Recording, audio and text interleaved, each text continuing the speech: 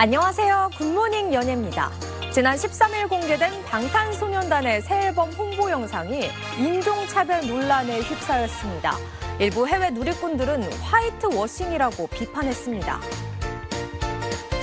새 앨범 아리랑의 애니메이션 티저 영상은 1896년 7명의 조선 청년이 아리랑을 미국 하워드 대학에서 최초로 녹음했다는 역사적 사실을 바탕으로 만들어졌습니다.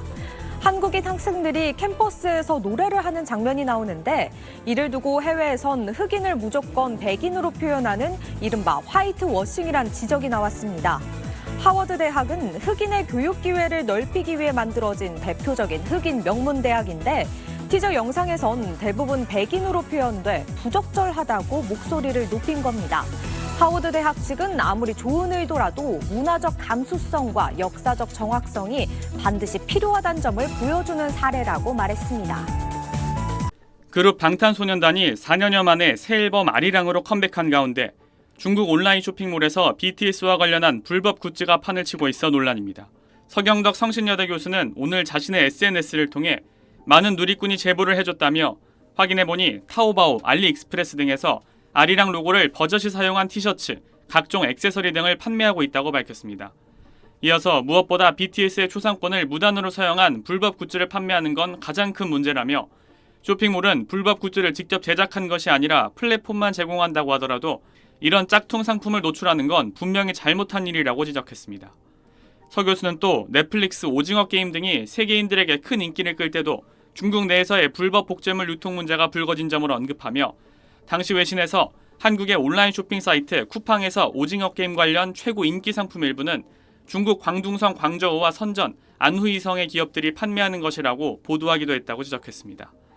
실제로 알리익스프레스 등에서 BTS라고 검색하면 멤버들의 피규어와 더불어 새 앨범 아리랑과 관련된 상품들을 쉽게 찾아볼 수 있는 상황입니다. 서 교수는 한국 콘텐츠 불법 시청도 모자라 불법 굿즈까지 만들어 자신들의 수익 구조로 삼는다는 건 있을 수 없는 일이라며 다른 나라의 콘텐츠를 도둑질하는 행위는 반드시 멈춰야만 할 것이라고 전했습니다. SBS 김태원입니다. 네, 그리고 지난 주말 BTS 공연이 열린 광화문 일대에서 위험물을 소지한 시민들이 잇따라 적발됐다고요? 네, 그 공연 당일이었죠. 토요일 오후에 광화문 금속탐지기 게이트에 지나던 한 50대 여성에게서 가스총과 전기 충격기가 발견이 됐습니다. 이 여성은 신변 안전이 걱정돼 호신용품으로 소지했다고 주장한 것으로 알려졌는데요. 경찰은 총포화약법 위반 여부를 들여다보고 있습니다. 가스총 소지에는 관할 경찰서장의 허가가 필요합니다. 또 식칼을 소지한 요리사가 검문에 걸리는가 하면 배낭에 과도를 넣은 일행도 경찰의 제지를 받았었는데요. 이들은 과일을 깎아 먹으려 소지했다며 경찰과 실랑이를 벌인 것으로 전해졌습니다.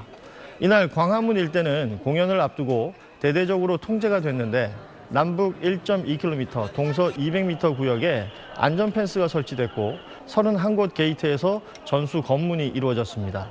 정부는 많은 인파가 모이는 만큼 테러 위협으로부터 시민들을 지키기 위한 불가피한 조치였다며 검문 검색에 대한 너그러운 이해를 당부했습니다. 네, 그래도 안전하게 끝나서 다행이에요. 그렇습니다. 네. 예. 서울 광화문 일대에서 열린 방탄소년단 컴백 공연에 안전요원으로 공무원들이 대거 동원되자 휴일 민간 공연에 10,000명이 넘는 공무원을 투입할 필요가 있었느냐는 지적이 제기되고 있습니다. 광화문 일대에서 열린 BTS 공연은 약 10만 4천 명이 모였다고 공연 주최 측인 하이브는 추산했습니다. 이동통신 3사 접속자 수를 토대로 인파 규모를 추정하는 행정안전부 시스템 기준으로는 약 6만 2천 명이 모인 걸로 추산되는데 이는 공무원 10,000명이 포함된 대신 외국인 관람객 수와 알뜰폰 사용자는 빠진 수치입니다. 경찰은 당일 공연에 최대 26만 명이 모일 것으로 봤고 서울시는 20만에서 30만 명가량이 BTS 무대를 보러 광화문 일대를 찾을 것으로 각각 예상했는데 실제 추산된 인파 규모와 비교하면 어떤 기준으로 보나 한참 빗나간 셈입니다. 경찰은 제곱미터당 2명을 기준으로 인파 예측치를 산출했는데 인파가 무대가 있는 광화문 광장에서 숭례문 인근까지 늘어설 경우 최대 26만 명에 달할 것으로 본 것입니다. 행사안전총괄대응부처인 행안부는 이 같은 기관별 인파 예측치를 토대로 BTS 컴백 공연 안전 대응 계획을 세웠고 당일 현장엔 모두 15,500여 명의 안전 인력이 투입됐습니다. 경찰 6,700여 명, 서울시 2,600여 명 등 공무원과 공공기관 종사자만 10,000명이 넘게 투입됐고 나머지 약 4,800여 명은 하이브가 동원한 민간 인력입니다. 지난 2022년 이태원 참사 이후 인파 밀집 행사에 경찰 등 공무원들이 현장에 배치되는 일이 늘었는데 이번 BTS 공연의 경우 부정확한 인파 예측치에 근거해 공무원들을 과도하게 동원한 것 아니냐는 지적이 나오는 것입니다. 휴일인 토요일에 10,000명이 넘는 공무원을 동원한 것 외에도 세금 낭비 논란, 행사 외 지역의 응급 대응 공백 우려도 나왔습니다. 행사에 차출된 공무원 10,000여 명에게 시간당 10,000원에 최대 4시간의 추가 수당이 지급됐다고 봤을 때 전체 지급액만 최소 4억 원에 달하는 것으로 추산됩니다. SBS 김태원입니다. 공연 특수를 노린 편의점들이 BTS의 상징색인 보랏빛으로 단장했습니다. 저보다 2배 정도? 샌드위치 같은 거, 김밥, 특히 외국인들이 많았어요. 어제 하루 광화문 광장 인근 편의점들은 평소 대비 매출이 최대 6배 넘게 올랐고 광화문과 명동 일대 화장품 매장 등의 매출도 크게 늘어난 것으로 집계됐습니다. 하지만 울상인 곳도 있습니다.